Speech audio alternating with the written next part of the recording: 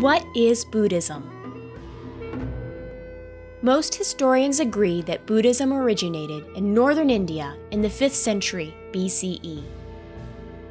The Buddhist tradition traces its origin to Siddhartha Gautama, who is typically referred to as the Buddha. His name means awakened or enlightened one.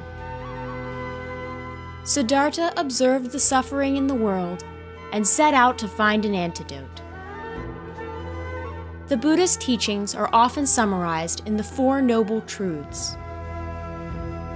The Four Noble Truths form the basis of the first sermon he delivered after attaining enlightenment and the Eightfold Path, which provides a basic guide on how to live in the world.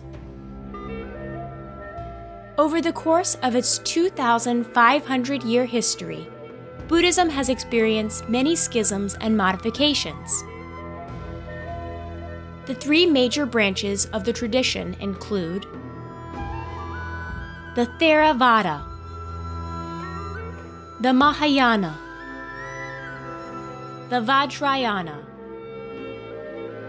The Buddhist canon consists of a vast corpus of texts that cover philosophical, devotional, and monastic matters.